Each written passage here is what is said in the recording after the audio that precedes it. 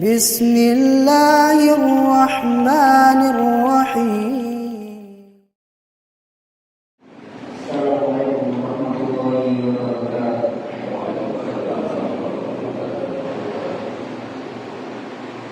إن الحمد لله نحمده ونستعينه ونستغفره ونعوذ بالله من شرور أنفسنا ومن سيئات أعمالنا. من يهده الله فلا مضل له ومن يضلل فلا هادي له. أشهد أن لا إله إلا الله وحده لا شريك له وأشهد أن محمدا عبده ورسوله. اللهم صل وسلم على نبينا محمد وعلى آله وأصحابه ومن تبعهم إلى يوم الدين. أما بعد.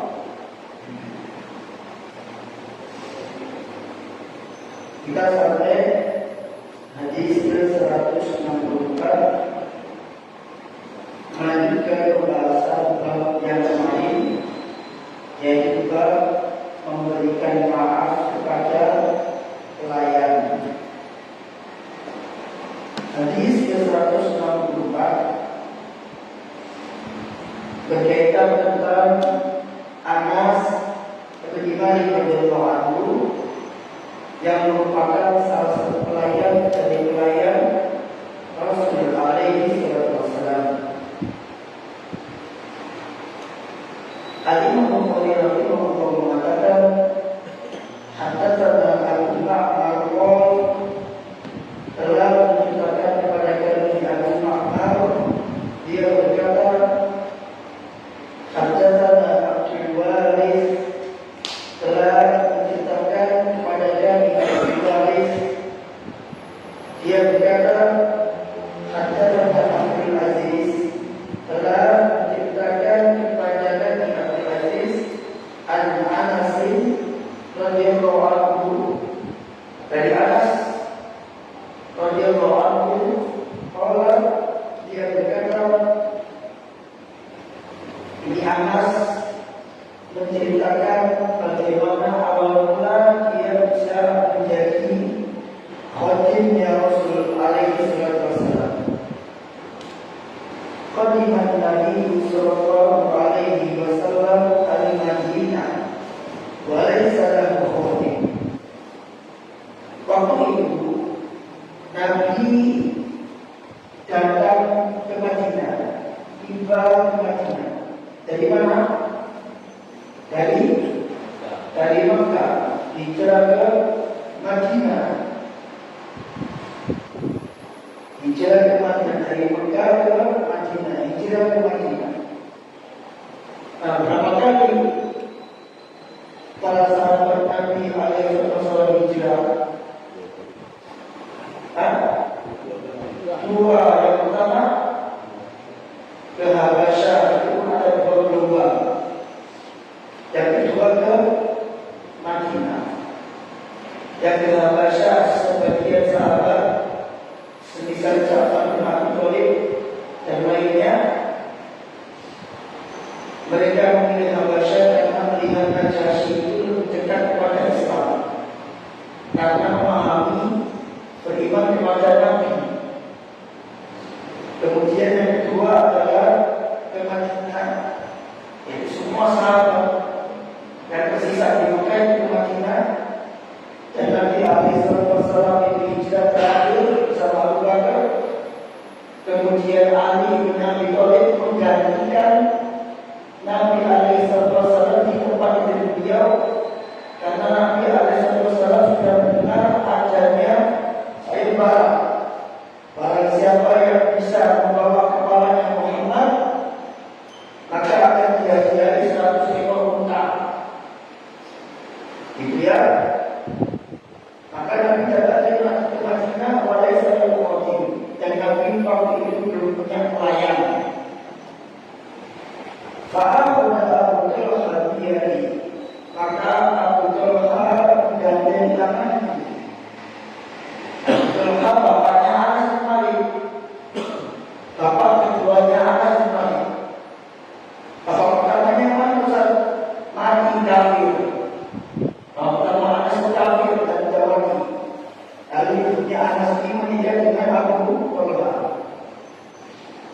menggandeng tanganku, fanqalabu, kemudian berjalan bersamaku. Hatta adkhalani ala Nabi sallallahu alaihi wasallam, hingga Abu Talha ini mempertemukan aku dengan Nabi sallallahu alaihi wasallam. Faqal, Abu Talha mengatakan, ya Nabi Allah,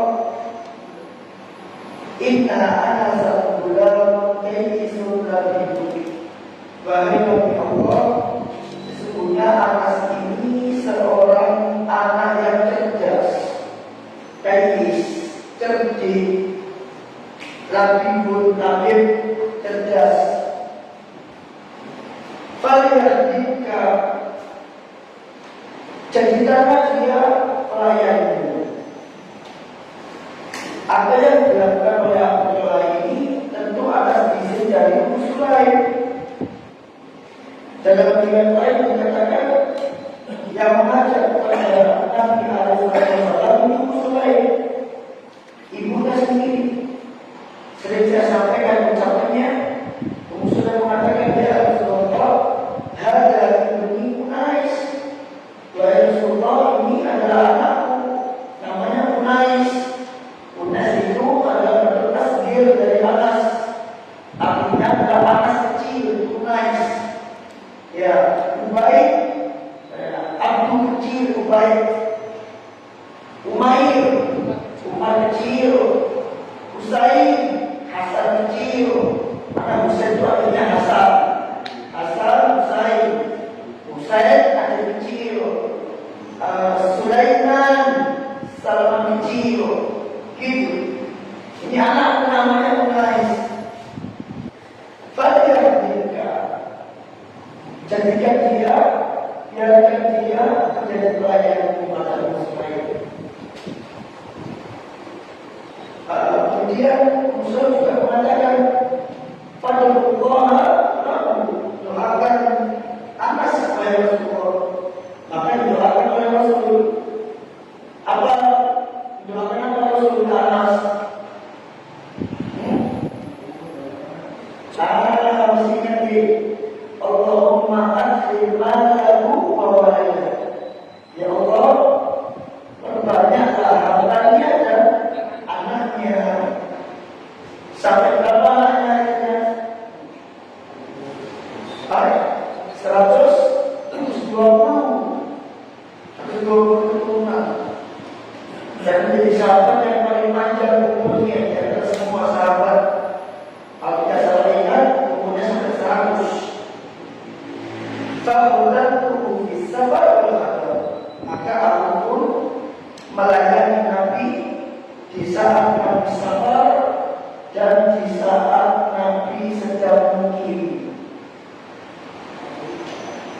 Mabda'u al-Madinah, selama Nabi berada di Madinah, hatta ufiya sallallahu alaihi wasallam, sampai Nabi SAW wafat.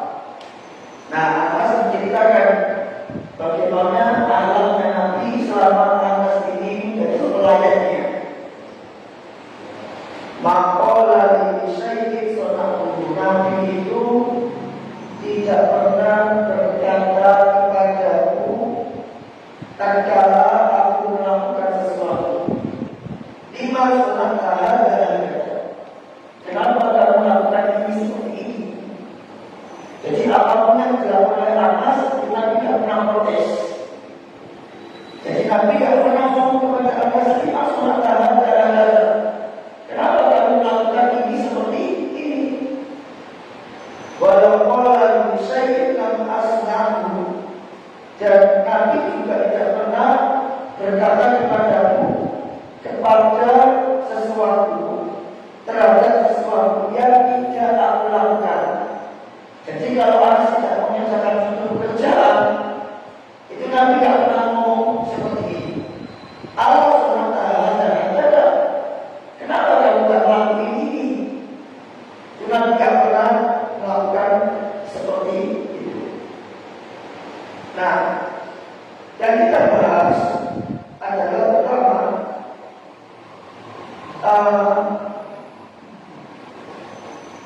tentang ibunda Anas bin Malik. Ibunda Anas bin Malik itu namanya adalah Ummu Sulaim. Ummu Sulaim ini bukan nama aslinya, tapi Ummu Sulaim ini nama aslinya adalah Rumaisah. Ada yang mengatakan nama aslinya adalah Rumaisah. Ada yang mengatakan nama aslinya adalah Sahla. Ada yang mengatakan nama aslinya adalah Rumaisah. Jadi belum tentu, belum diketahui nama aslinya siapa. Cuma yang terkenal adalah Ummu Sulaim.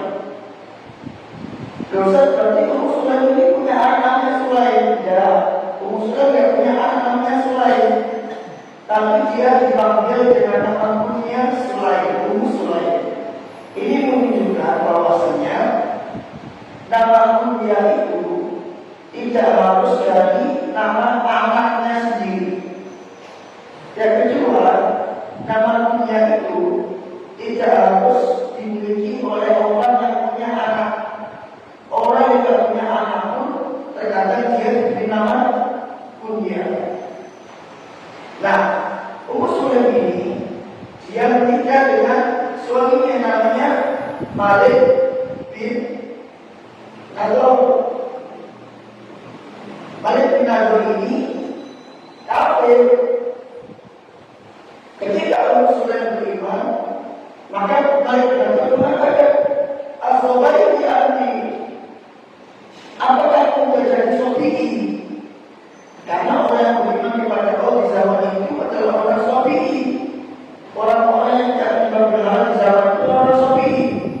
Maka Malik mengatakan, "Asabaiti, apakah sudah menjadi Syafi'i?"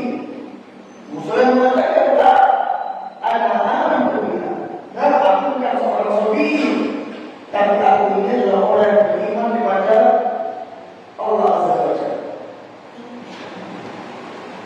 Jadi saya mengatakan bahwa Anas itu adalah orang kaisun labidun, ya, orang yang terdidik, cerdas.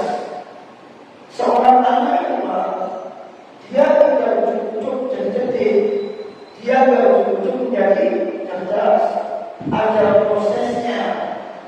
Nah, proses itu dimulai dari Ummu Sulaim. Ummu Sulaim yang melakukan proses itu. Kapan prosesnya? Ummu Sulaim sendiri yang menceritakan. Di biografi Ummu Sulaim itu ada ucapan seperti ini. Baca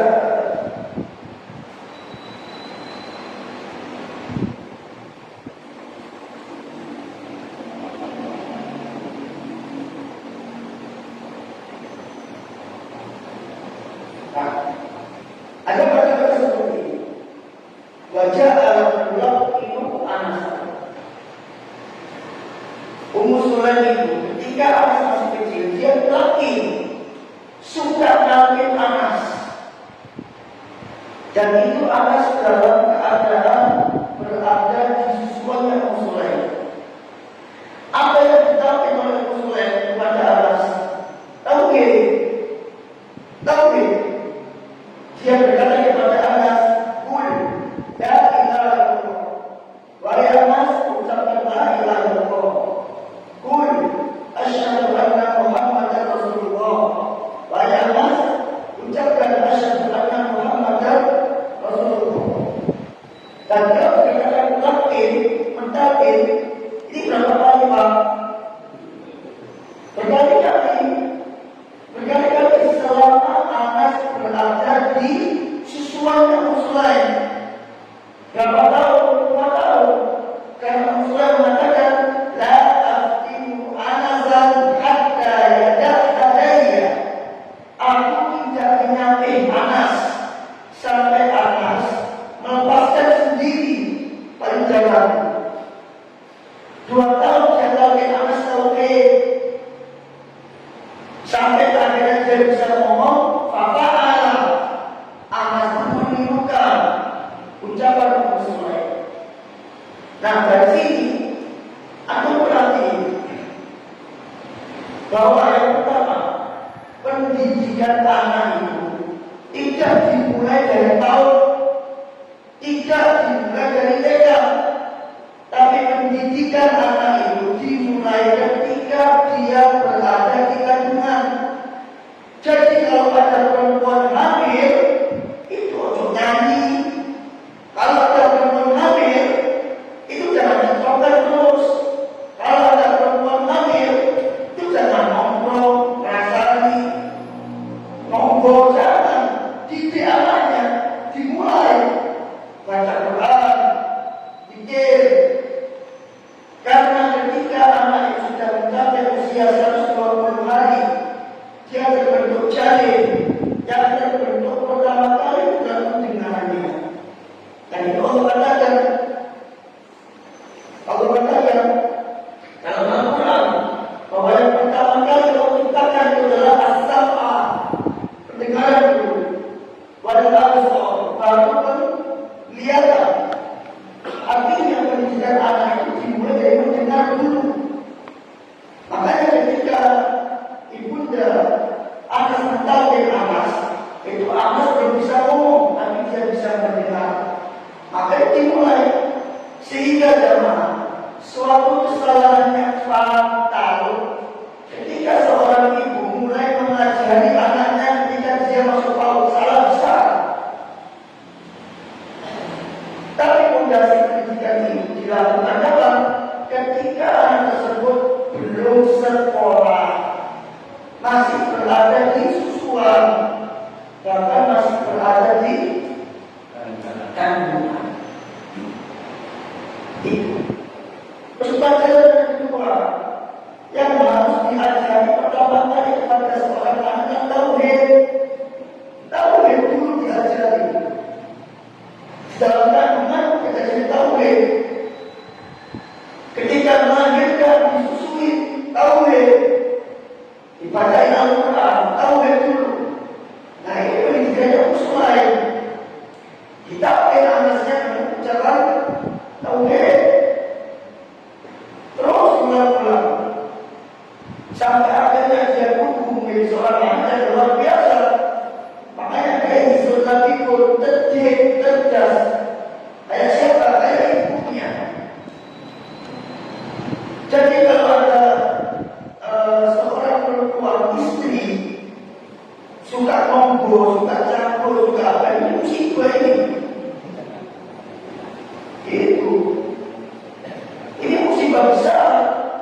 Berarti pendidikan itu nggak dapat. Target pendidikan itu hanya tidak dapat. Loh, daripada panjenengan itu nongkrong, pulang ke rumah belajar biar bisa ngajari anaknya. Kalau nggak belajar nggak bisa ngajari anaknya. Kan gitu. Ada orang yang hafal Quran, tapi ibunya nggak bisa baca Quran. Apa yang mau diajarkan? Ada orang yang anaknya ahli pintar agama, tapi orang tuanya tidak mau upgrade ilmu agama. Apa yang mau diajarkan? Tidak bisa. Maka usul lain adalah dia cerdas, dia belajar kepada Nabi SAW. Dan di antara bentuk pendidikannya adalah ketika dia menyuruh Anas untuk menjadi pelayannya Nabi SAW. Itu cerdas dia. Kalau dia melihat ini anak, kalau menjadi pelayan Nabi, dia akan belajar banyak hal. Dia akan belajar banyak hal. Apa hasilnya Pak? Anas menjadi perawi hadis terbanyak. Yang pertama siapa?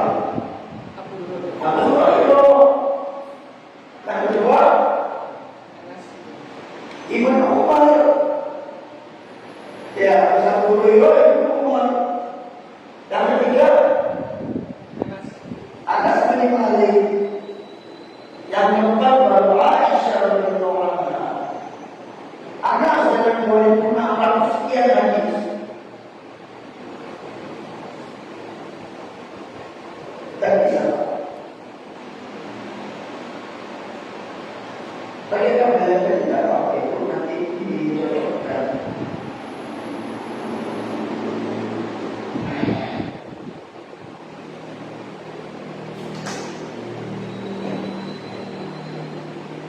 Terus pelajaran yang keempat dari kisah Anas ini adalah al-hukumah sekolah itu sekolah yang pertama. Sudah sering berlalu di sini. Bagaimana para sahabat itu awal mulanya berasal dari ibunya. Kan gitu. Contoh Zubair al-Awwam, dia tumbuh di bawah asuhan ibunya Fatimah binti Asad. Terus Zubair menikah, punya anak, Abdullah bin Zubair, Urwah bin Zubair, Mundir bin Zubair. 3 orang ini, Abdullah bin Zubair seorang khalifah, Urwah bin Zubair seorang ulama, Mundir bin Zubair seorang panglima perang. 3 orang yang tumbuh di bawah asuhan ibunya Asma binti Abu Bakar, Ali bin Abi Thalib. Dia tumbuh di bawah asuhan bibinya Sofia binti Abdul Muthalib, bibinya Nabi alaihi ibunya lagi. Imam Ahmad, dia tumbuh di bawah asuhan ibunya. Imam Syafi'i, dia tumbuh di bawah asuhan ibunya. Imam Malik, dia tumbuh di bawah asuhan ibunya. Sebagian besar para sahabat dan para ulama tumbuh di bawah asuhan ibunya. Ibunya yang harus ditekan, ibunya yang harus belajar apa yang tidak bisa.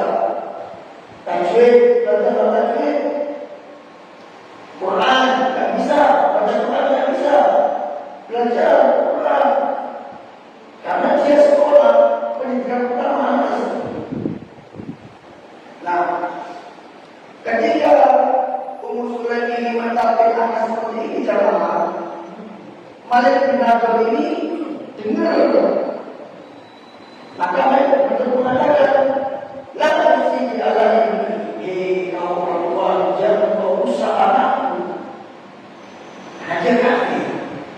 Dia menganggap kalau dirinya Ummu Sulaim ini rusak anas. Maka ibunya mengatakan, ana la usimu ini. Aku tidak rusak anakku. Sampai akhirnya Malik bin Abdul ini berperang dan mati. Maka Ummu Sulaim menjadi janda.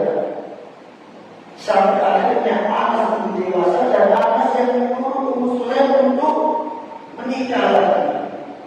Ketika Ummu Sulaim tidak menikah, maka katakanlah Abdullah. Tapi Abdullah ini masih kafir, masih kafir. Ketika dia datang ke kamar Ummu Sulaim, maka Ummu Sulaim itu mengatakan seperti ini, batu yang kamu sembah, apakah batu itu bisa memberi manfaat dan menjawab kepadamu? Lihat tauhidnya Ummu Sulaim. Jadi perempuan itu harus apa? Tauhid. Tidak boleh cengeng. Itu tugas suami.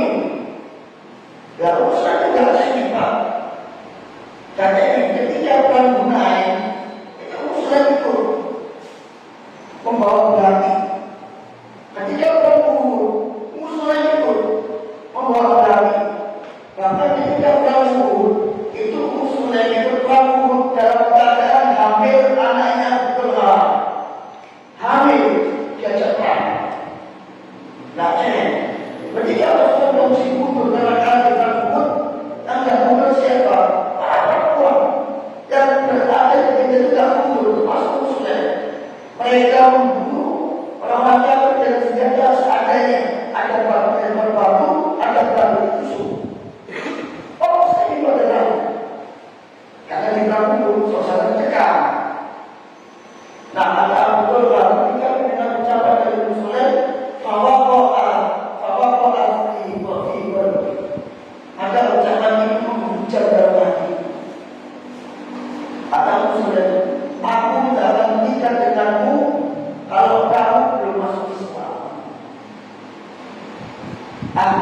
Abdullah masuk Islam.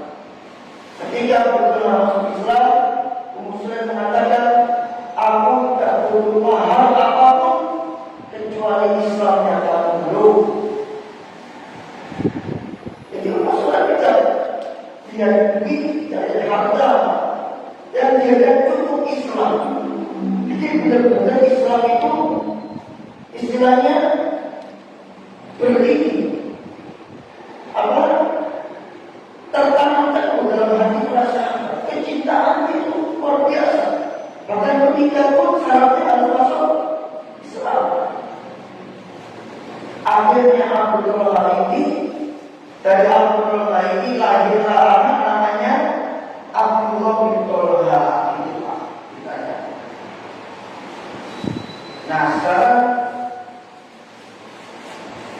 di antara hasil dari pendidikan yang Sulaim adalah selain Anas.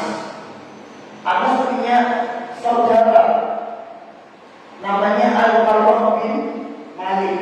Siapa? Al-Qarrah bin Malik. Ini anak sangat kaya ibunya. Sama. Kalau aku buka sejarah Al-Qarrah bin Malik, ini adalah aktor utama kemenangan kaum muslimin di perang Yamamah. Perang Yamamah itu melawan siapa? Persia Romawi. Melawan siapa? Musailamah al-Kadzdzab. Ya, di mana perang itu kaum muslimin banyak berguguran dalam perang. Dia menjadikan Al-Quran dan membukukan Al-Quran itu aktor utama kemenangannya saudaranya Anas, nurut dari ibunya. Ketika Muslim masuk ke benteng, kaum muslim tidak bisa masuk ke benteng, perbekalan mau habis. Al-Qarrah, ya masyarakat muslimin, tidak ada tempat bagi kalian yang bisa kembali ke Madinah. Pilihan kalian cuma dua. Kalian menang atau mati. Menang atau mati. Tidak ada kembali ke Madinah. Menang atau mati. Kalau menang gimana caranya? Maka Al-Qarrah mengatakan, taruhlah aku atas tameng dan angkat tameng itu dengan tobat. Terlemparkan langsung masuk ke dalam benteng. Kalau aku selamat, aku bukakan mulut kalian di benteng ini. Atau aku mati. Masuk ke benteng sendiri yang berapa orang di benteng itu Pak, dia masuk, dia berlempar, merasa masuk ke dalam benteng. Ketika masuk ke benteng, otomatis logikanya banyak musuh di situ. Maka musuh akan berjuang keras untuk menghadap Al-Qarrah. Dan Al-Qarrah pernah berjuang keras untuk bisa membuka pintu benteng yang Musailamah al-Kadzdzab. Hasil akhirnya apa? Tentu dia membunuh banyak orang di situ, satu lawan sekian orang. Dia buka pintu bentengnya, masuklah kaum muslimin menuju benteng. Waktu itu kaum muslimin di situ ada seorang tamu mengatakan Khalid bin Walid. Khalid melihat ternyata Al-Qarrah itu raja Romawi. Ketika kita mundur, disirahkan sudah cukup selesai dicerai, tidak bisa lanjut. Ternyata ada 70 luka yang dibunuh Al-Qarrah ketika masuk benteng tadi. Mungkin sempoyongan sama Petokolo pedang, sempoyongan mungkin ini kena, itu kena, ini kena. Tapi aktor utama membuka benteng Muslim adalah Al-Qarrah bin Malik, saudara Anas bin Malik. Dan dia terikut jihad sampai melakukan negeri Tustar. Tustar yang memiliki kuasa Romawi. Dan Tustar adalah dewa. Nah, saya menunjukkan kepada aku pentingnya peran seorang ibu dalam pendidikan kaum muslimin. Jadi generasi kaum muslimin yang akan rusak manakala Generasi kaum muslimin ini akan berusaha, akan gagal, akan berhasil. Manakala ibunda kaum muslimin ini dia tidak belajar, tidak punya tauhid, tidak bisa ngajarin, sibuk TikTok, sibuk nongkrong, sibuk perasaan dan lain sebagainya, sibuk jalan-jalan, shopping, tidak akan bisa. Artinya masa kegemilangan kaum muslimin itu akan bisa kembali ketika perempuan kaum muslimin ini sudah mulai diperbaiki. Manakala perempuan kaum muslimin belum bisa diperbaiki, maka belum bisa kembali masa-masa kegemilangan ini. Karena masa-masa kegemilangan para sahabat berlaku melihat itu enggak luput dari perannya para wanita, dan tidak luput dari peran anak-anak kecil yang masuk Islam di zaman Nabi, kemudian dia tumbuh dewasa, menjadi generasi muda, menggantikan generasi tua, estafet kepemimpinan beralih ke generasi muda. Maka ketika Abu Bakar bin Khalifah, panglima perangnya generasi muda bersama bin Zaid. Ketika terjadi Khalifah, panglima perangnya generasi muda Ali bin Abi Thalib. Generasi muda.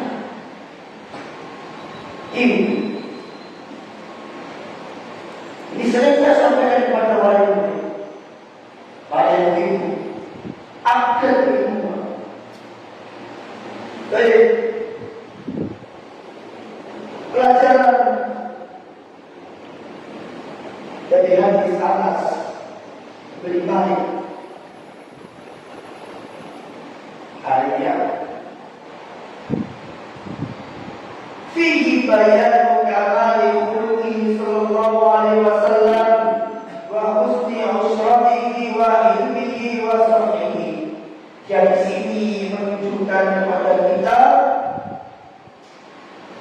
adanya kesempurnaan akhlaknya Nabi, bagusnya cara bergaulnya beliau, kebijaksanaannya beliau, dan kelemah lembutannya Nabi alaihi salatu wassalam.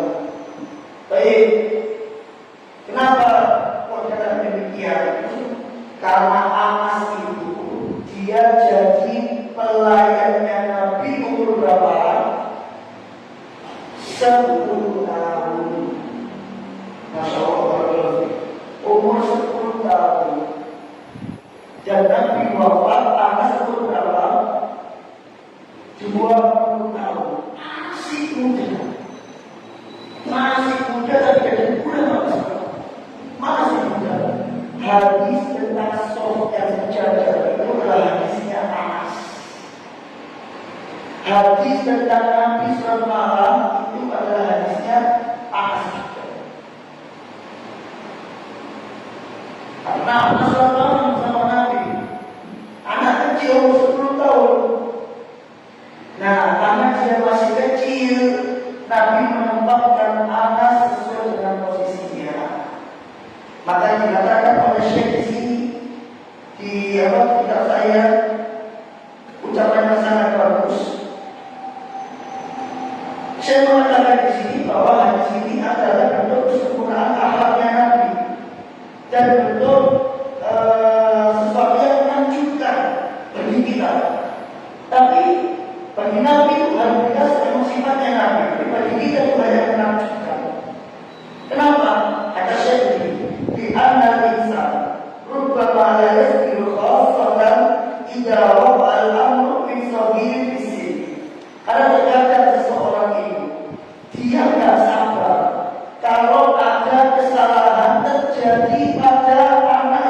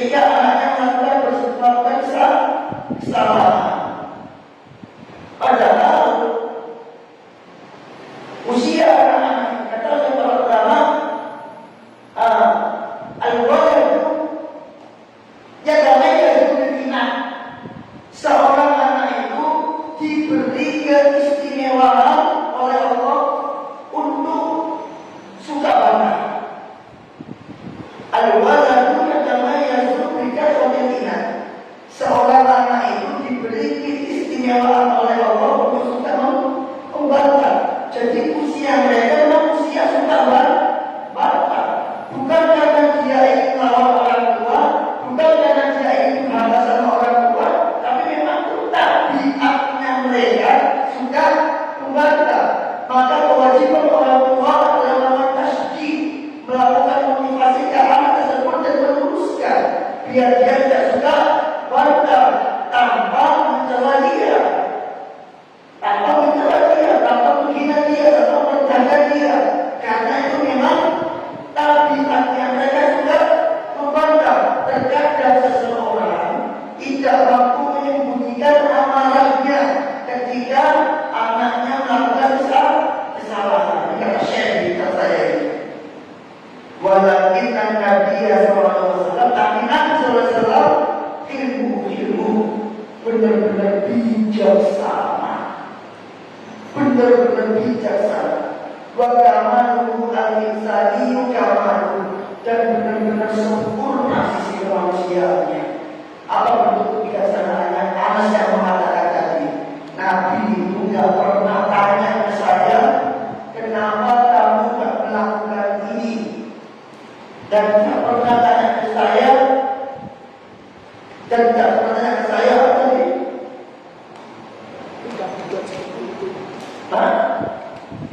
Kenapa kamu melakukan ini?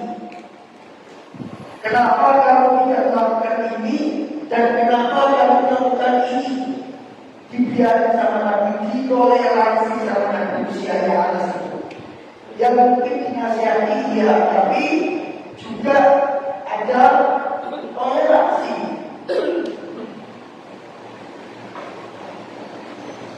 Nah, kemudian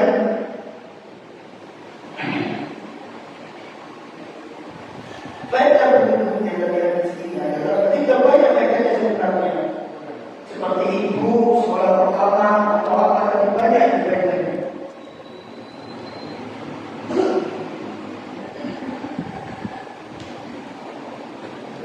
Faedah berikutnya adalah boleh memperkerjakan anak yatim, karena anaknya yatim.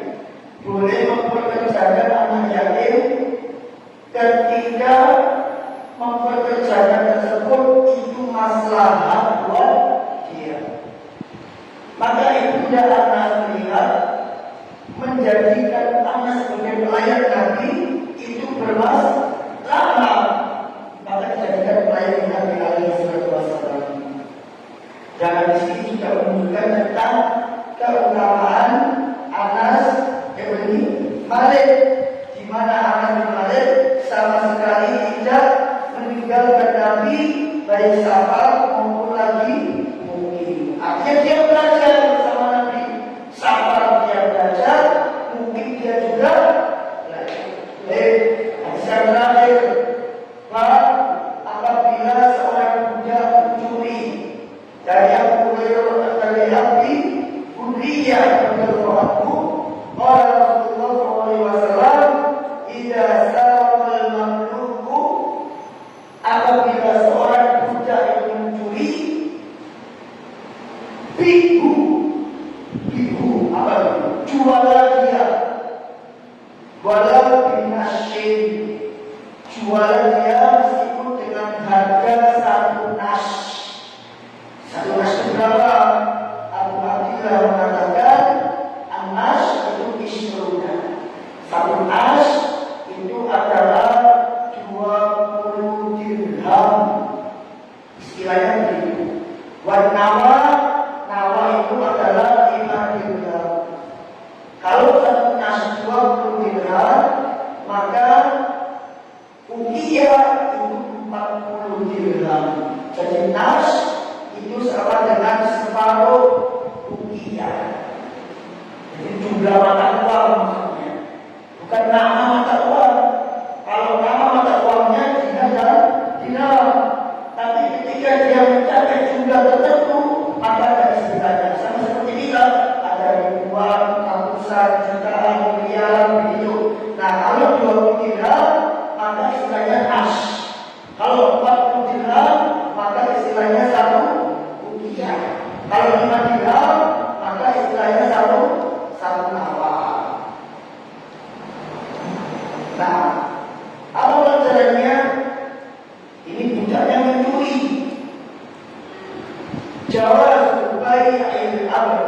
bolehnya menjual budak yang mencuri. Sawa'un kana masuk qalilan aw kathiran, entah itu dia mencuri dalam jumlah banyak atau mencuri dalam jumlah sedikit. Ma'abaya hal dengan menjelaskan keadaannya. Artinya begini, ketika budak ini mencuri, maka dia boleh menjual, baik mencurinya sedikit maupun mencurinya banyak. Kalau biasa itu baru, kalau barunya mencuri, maka boleh dipecah, baik mencurinya sedikit maupun mencurinya banyak. Kalau budak ketika dia dijual, maka dia harus menjelaskan keadaan budak ini, bahwa budak ini sudah mencuri sekian, maka aku jual dengan harga sekian. Nah, kemudian faedah yang kedua, bahwa di antara hikmah dijual itu ada hikmahnya, Pak. Kalau dari sisi yang punya budak dijual karena mungkin mangkok, ya. Tapi dari sisi kebaikan dijual itu tidak punya hikmah. Hikmahnya begini, ini ada di antara kebiasaan seseorang, ya, di antara kebiasaan seseorang kadang seseorang itu ada semua dia menjadi baik, dan dia bisa berubah bidang ilmahan manakala tempatnya berubah. Tapi kadang orang itu bisa berubah kalau dia berada di tempat yang berbeda. Maka ketika budak ini dijual, bisa jadi budak ini nanti ketika di ruang yang baru dia bisa berubah menjadi baik. Itu tujuannya. Wayumkinu annal mushtariya yakunu qadiran ala islahi halihi. Dan mungkinkan bagi orang yang membeli budak tersebut, dia mampu untuk memperbaiki keadaannya. Kalau kita ibaratkan kita biasakan sekolah, maka bisa jadi di sekolah A itu anaknya nggak cocok, bukan karena sekolahnya yang jelek, tapi mungkin lokasinya tidak cocok. Maka anak ini pun dipindah ke sekolah lain. Siapa tahu di sekolah lain dia bisa berubah menjadi baik. Karena orang itu kadang dia berubah ketika dia berpindah tempat. Itu wajar. Dengan itu faktor terbesar. Orang bisa menjadi jelek ketika lingkungannya jelek, atau mungkin dia jelek meskipun lingkungannya baik, tapi tidak cocok aja sama orangnya, tidak cocok sama gurunya, mungkin tidak cocok sama situasinya. Padahal tidak ada masalah, tapi dia tidak cocok. Maka ketika dia pindah ke tempat lingkungan yang cocok, maka dia bisa menjadi baik. Maka di antara hikmah menjual budak ini adalah terkadang seseorang itu bisa menjadi baik manakala tempatnya berubah, sehingga memungkinkan bagi orang yang membeli budak tersebut barangkali siapa yang mampu untuk memperbaiki keadaan budak tersebut. Baru akan kita namun barangkali ada mau bertanya, silakan Pak. Alhamdulillah.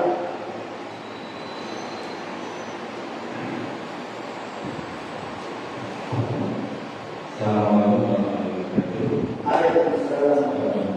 Ya, dari Ustaz tentang hadis menarik yang jadi pelayan Rasulullah selama 10 tahun. 10 tahun.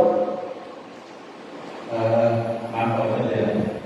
Apakah bisa diartikan pelayannya Rasul itu dijadikan dengan hujah? Soalnya kan diserahkan ibunya ke Rasul. Terus pada zaman sekarang ini kan masih ada praktek-praktek semacam itu yang dilakukan di pondok-pondok. Kayak kiai atau ustaz atau tidak. Apakah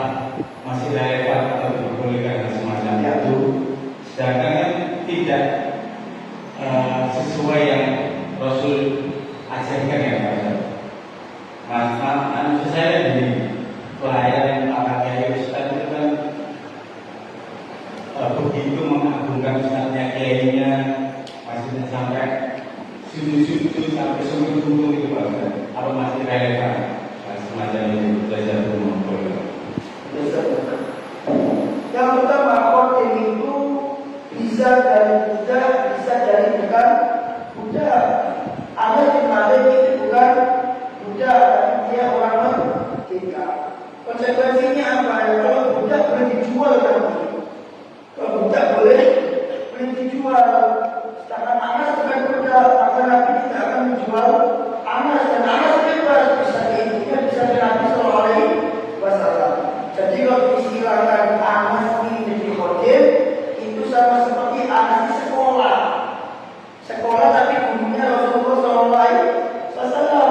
Maka ketika Anas disuruh sama Nabi, nah ini menjadi dalil juga bolehnya guru menyuruh murid selama yang disuruh bermanfaat. Contoh, saya sering menyuruh murid saya bersihkan toilet.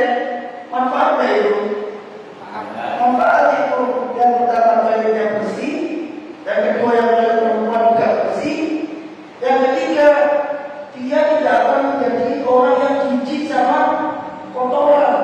Karena bagaimanapun ketika dia dewasa, dia juga akan membersihkan dalam mandi dia, sehingga dia bukan menjadi perempuan yang istilahnya lemas, mager, malas gerak, terbahan terus. Enggak, dia bisa menjadi perempuan yang suka bersih, dan saya yakin perempuan yang suka bersih adalah perempuan yang jalan.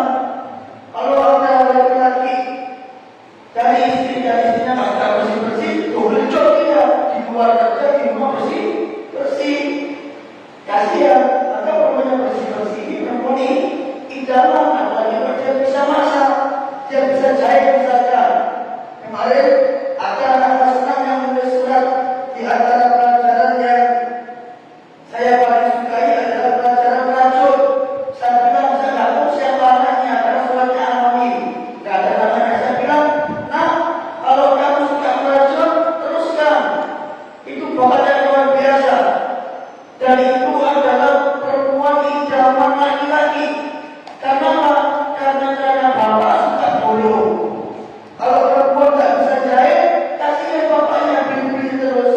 Tapi kalau perempuan bisa jahit, sobek, borong lagi, kain lagi, borong lagi, jahit lagi. Apalagi kalau kamu bisa membuat brand baju, itu akan menjadi penghasilan tersendiri buat kamu, pemasukan tersendiri buat kamu, selain dari pemasukan nafkah dari suami. Teruskan itu. Itu manfaat. Jadi apa yang disuruh oleh guru itu manfaat. Makanya dalam kitab Ta'zim al-Muta'allim dikatakan bahwa di antara para ulama dulu itu sampai mereka membersihkan sendal gurunya sebagai bentuk khidmat gurunya. Nah, kalau terkait pertanyaan tadi, kalau saya sangat setuju dan sebagainya, tentu ini istilahnya tidak boleh ya, karena sujud itu hanya kepada Allah Azza wa Jalla. Atau melakukan hal-hal yang istilahnya berlebihan dalam syariat. Tapi kalau hal-hal tersebut dalam rangka hikmah, tapi kita berlebihan dalam syariat, maka itu boleh ya. Misal Imam Malik itu suka menyuapi anaknya gurunya dengan kurma. Imam Malik. Terus ulama lain yang saya bilang itu dia suka membersihkan sendal gurunya. Ada juga para ulama lain dulu ketika belajar, dia suka menjaga ayam gurunya. Itu semua ada dalam kitab Ta'zimul Muta'allim. Dan dipelajari di pesantren, dipelajari. Jadi orang sebelum belajar, dia baca kitab itu biar beda ilmunya. Karena dia paham ternyata belajar itu kayak gini, cara belajar itu kayak gini, adabnya kayak gini, itu penting. Sehingga murid itu dia punya adab kepada gurunya. Dia gurunya keluar, dia nggak muncul karena dia paham bahwa ini kebaikan buat dia. Dan Nabi Alaihissalam yang kadang menyuruh anak menulis. Contoh Nabi pernah mengatakan kepada Anas, Idhab hai utama Buddha.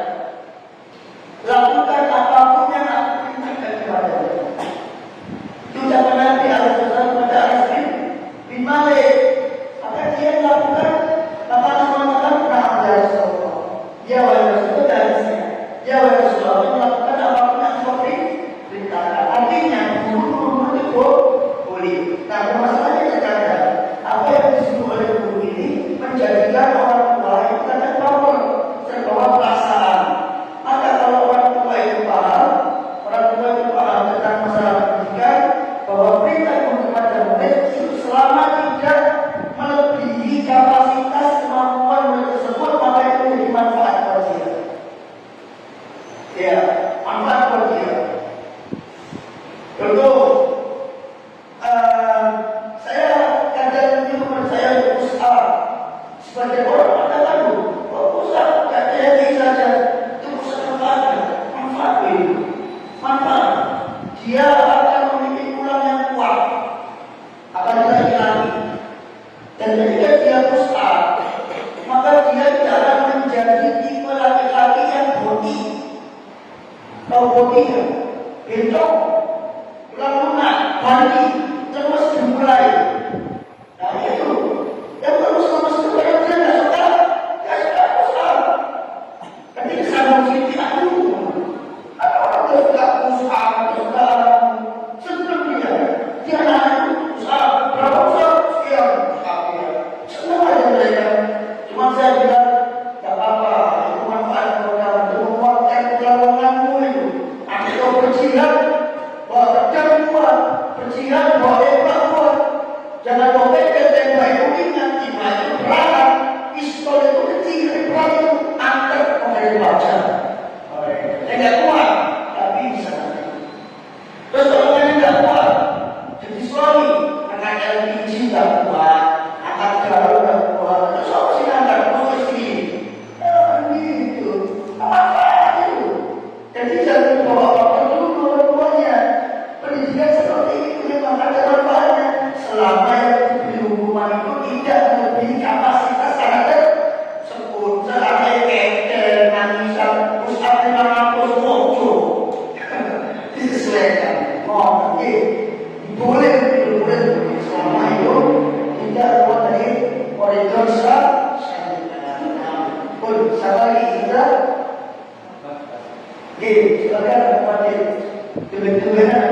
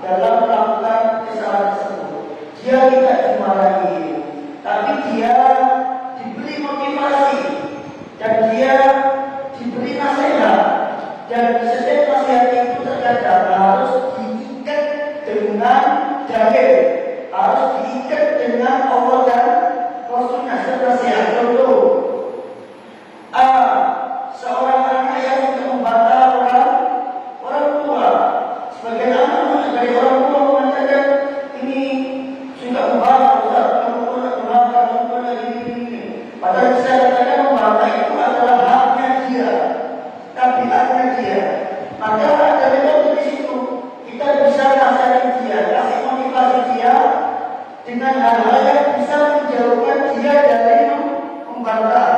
Yang dikasih contoh oleh kita itu adalah kita katakan kepada kita, wahai anakku, jangan kamu melakukan itu. Kalau kamu melakukan itu, nanti kamu seperti iblis. Jadi dikaitkan, takuti. Nanti kamu seperti iblis.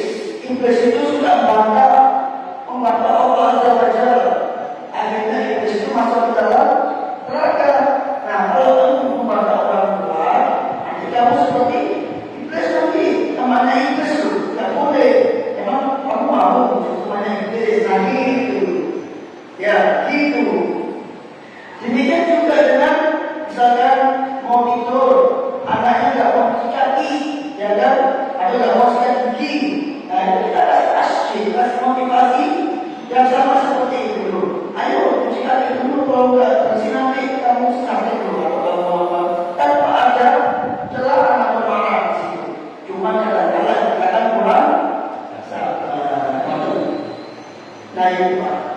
Nah, itu dalamnya Nabi alaihi wasallam. Nabi jelas kalau engkau tidak pernah memarahi anak, padahal di umur anak yang 10 tahun mungkin tidak jadi orang kesalahan.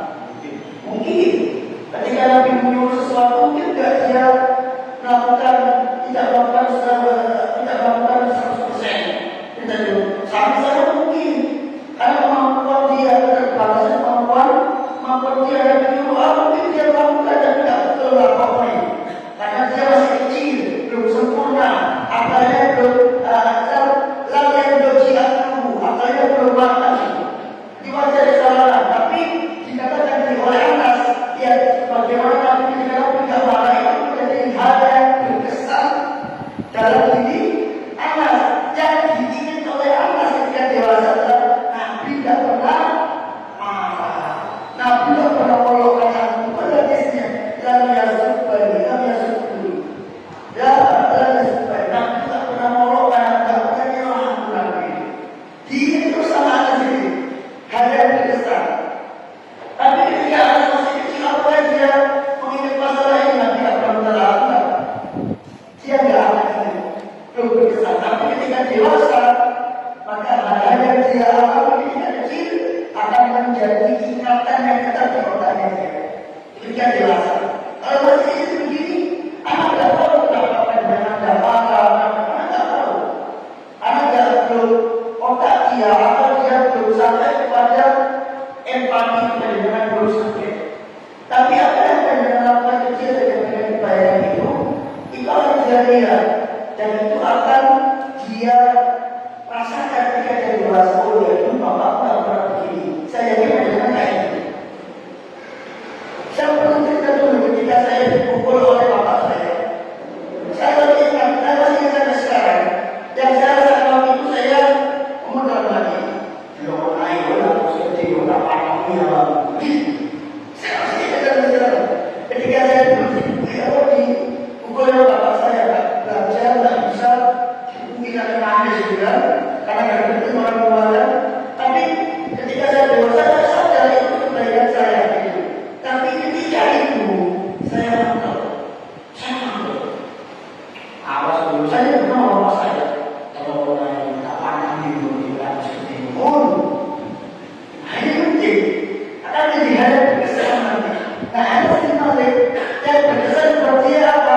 Nabi tidak pernah mencela aku kalau aku salah. Tapi Nabi cuma kasih tahu ini tanpa ada kesalahan dan pada mana. Nah, ini yang coba kita latih. Dan coba kita latih. Oke, kemudian kalau alam surat semoga